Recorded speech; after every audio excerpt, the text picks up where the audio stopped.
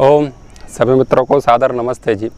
मैं प्रशांत शर्मा आपके समक्ष आज फिर कुछ छोटी सी बात को लेकर के आपके समक्ष विचार रखूंगा और कुछ लोगों का प्रश्न है, मैं उसका समाधान करने का प्रयत्न कर रहा हूं आपके समक्ष।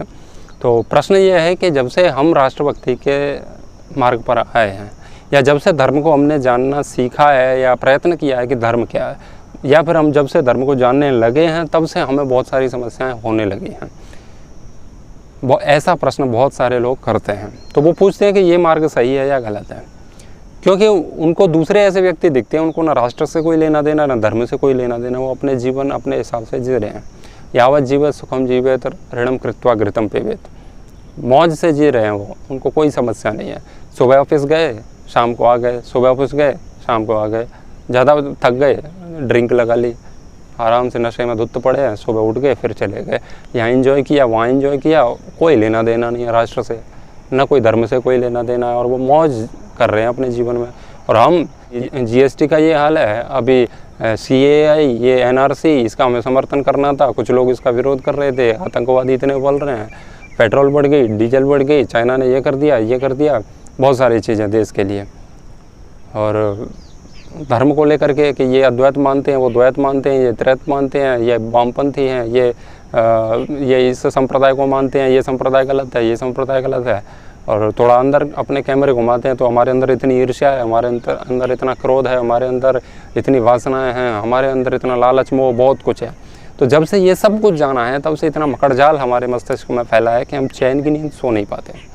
ऐसे में बहुत सारे मित्रों को जानता हूँ जिन्होंने राजीव भाई को सुना है, तो उनको सुनने के कुछ महीनों तक तो उनको नींद नहीं आती रात को। उनमें से एक मैं भी भूतपूर्व रहा हूँ, अभी तो कोई समस्या नहीं।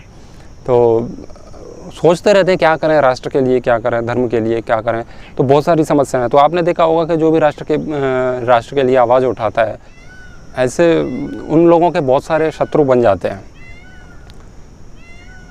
तो क्यों शत्रु बना है, मौज से हम जिए।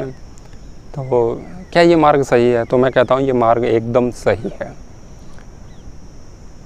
अब इसको आप ऐसे समझिए कि जो बेहोशी की शांति है उसकी अंततः परिणति अशांति होगी, और जो जागृत अवस्था की अशांति है उसकी परिणति अंततः शांति के रूप में ही होगी। बस यही बात है। अब इसी पर हम थोड़ा सा विचार करेंगे। तो आप जिसे शांति कह रहे हैं ना, कि वो व्यक्ति शांत है और हम अशांत हैं, हमको रात को निद्रा नहीं आती, भोजन ठीक से अच्छा नहीं लगता, मन नहीं करता, ऐसा लगता है इनको उड़ा दूं, गन ले करके उनको काट दूं विधर्मियों को, ये बहुत सारी चीज़ें। तो ये जो है ना, वो आपके अंदर अभी अशांति आई है ना, ये शांति का सूचक है। और जो व्यक्ति शांत दिख रहा है ना, वो शांत नहीं, वो बेहोश है, बेहोश। तो बेहोशी में और शांति में बहुत अंतर है। जो शांति आएगी वो अशांति के बाद ही आएगी, क्योंकि हमारे अंदर इतनी वासनाएं हैं, हमारे अंदर इतना क्रोध लोभ मोह बहुत कुछ है हमारे अंदर, राष्ट्र के प्रति इतनी समस्याएं हैं, उसके बाद आप उनको बिना जाने हुए शांत कैसे हो सकते हैं? तो जो उसे जानने का प्रयत्न करेगा वो अशांत होगा ही। अब आप इसको ऐसे समझिए कि दो मित्र हैं, उसमें से दोनों को कैंसर है। अब एक व्यक्ति ऐसा है, एक मित्र को पता चल गया किसी कारण से कि उसको कैंसर है, उसको थोड़ा सा कोई महसूस हुआ कहीं पे भी, तो वो गया चिकित्सालय, उसकी जांच हुई तो पता चला कि उसको कैंसर है। तो कैंसर हुआ, उसको पता चला, तो अब उसके दिमाग में हलचल मच गई बहुत ज़्यादा। तो उसके लिए वो चिकित्सा के लिए पैसा चाहिए, कौन से हॉस्पिटल में जाना है, क्या करना है, और वो धक धक अंदर रहती है कि अब तो मरेंगे, अब हम जिएंगे नहीं, बहुत सारी चिंताएं घेर लेती हैं हमको। और एक मेरा मित्र दूसरा है, उसको कैंसर है लेकिन उसे पता ही नहीं कि कैंसर है, तो वो मौज से जी रहा है। तो अब समझिए कि उस व्यक्ति को पता ही नहीं कि उसको कैंसर है, उसका क्या होगा। अभी उसको कोई पीड़ा नहीं है, अभी उसको कोई समस्या नहीं है, चिकित्सा के लिए कोई उसको धन नहीं चाहिए, उसको कोई चिकित्सक की खोज नहीं करनी है, कुछ नहीं, वो तो जैसा था वैसे ही रह रहा है। लेकिन आपको पता चल गया है तो आप चिकित्सक के पास जाएंगे, उसकी चिकित्सा कराएंगे, और आपकी शल्य चिकित्सा भी हो सकती है, और फिर उसमें पीड़ा भी हो सकती है, और उसके बाद में आपका धन भी जाएगा, आपका समय भी जाएगा, शरीर भी कमज़ोर होगा, उसके दुष्प्रभाव भी होंगे, बहुत सारी चीज़ें होंगी। लेकिन कुल मिला करके ये सब कुछ करने के बाद आपकी जान बच जाएगी, तो आपका जीवन बच जाएगा।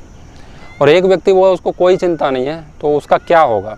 तो उसका तो किसी न किसी उसके अंदर जो कैंसर है वो बहुत ज़्यादा हो जाएगा और किसी न किसी दिन उसका जीवन का अंत हो जाना है। तो वो व्यक्ति शांत था और मर गया, तो वो शांति थी कहेंगे, उसे शांति कहेंगे या उसे बेहोशी कहेंगे। वो बेहोशी थी, वो बेहोशी थी, वो शांति नहीं थी। अब आपके अंदर जो अशांति आई उसकी चिकित्सा कराने के बाद जो शांति आई ना, वो असली शांति है। बस इस उदाहरण को आप राष्ट्र के प्रति भी देखिए। देश में ये सब कुछ हो रहा है, वो आपको बुरा लग रहा है तो आप उसके विरोध में खड़े हैं, आप उसके लिए कुछ प्रश्न खड़े कर रहे हैं, आप उसके विरोध में आवाज़ उठा रहे हैं।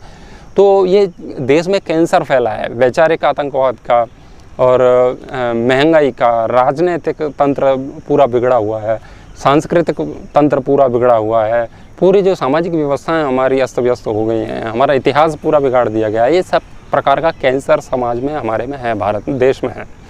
तो ये जो कैंसर है, हमें पता चल गया कि ये कैंसर है, अब हम इसकी चिकित्सा कर रहे हैं। तो चिकित्सा कर लेंगे तो इतनी समस्याओं को हम अपने सर पे उठा लेंगे तो अंततः फिर शांति आएगी, यानी देश बचेगा, भारत बचेगा, भारत बचेगा तो आप भी बचोगे।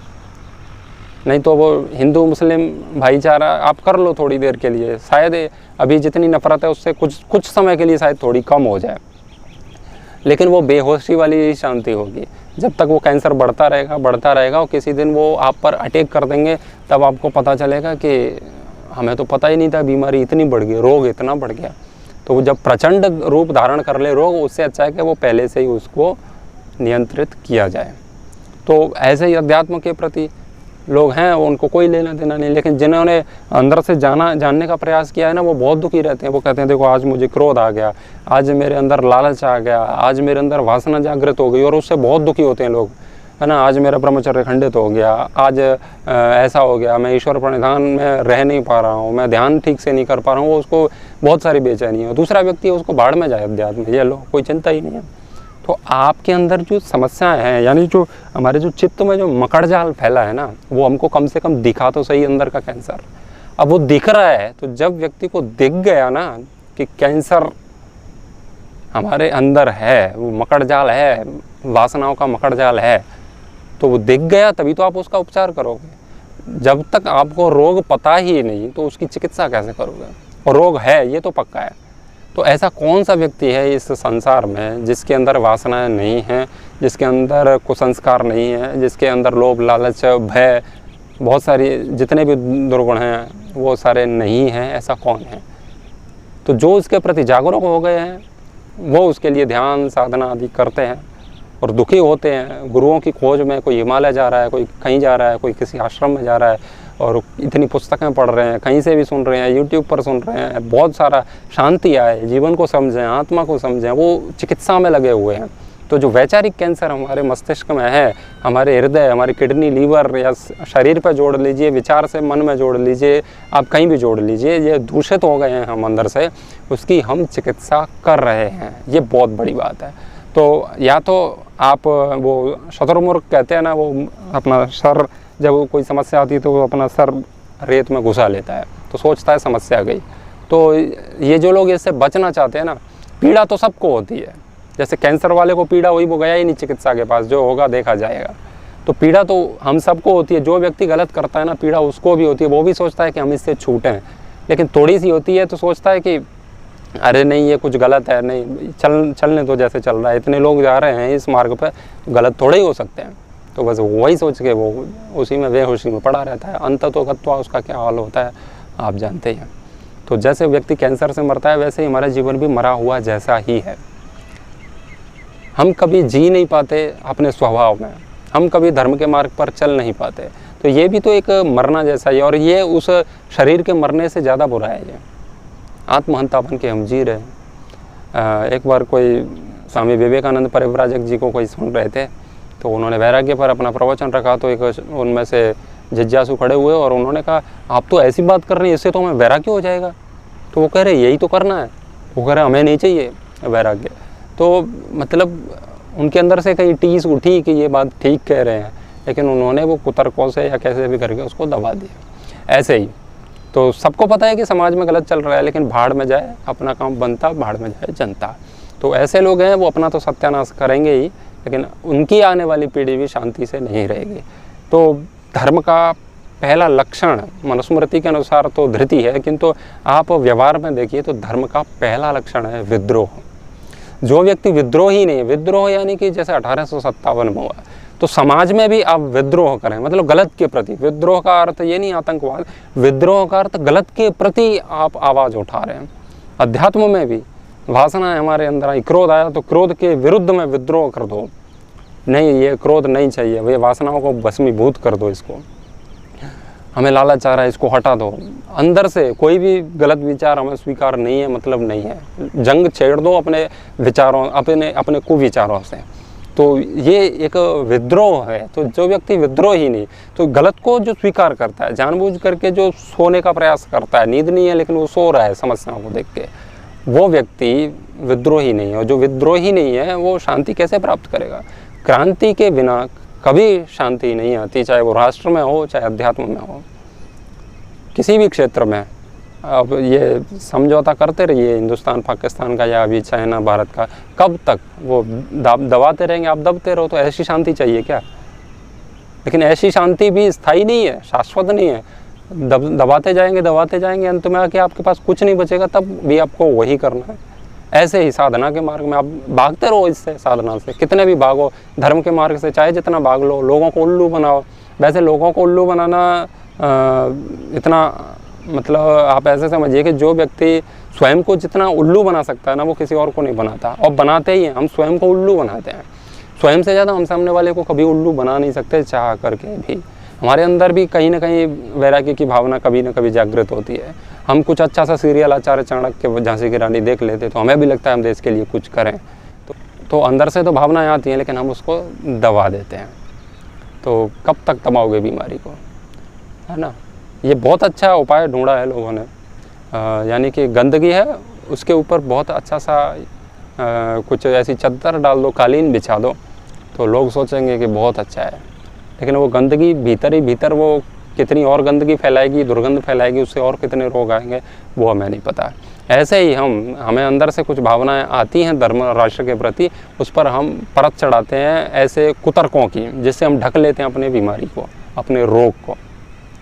तो फिर वो निश्चित सीधी सी बात है कि वो किसी दिन बड़े भयंकर रूप में आपके सामने प्रकट होती है, क्योंकि बीमारी नष्ट होती नहीं दवाने से, उसकी तो चिकित्सा ही हो सकती है।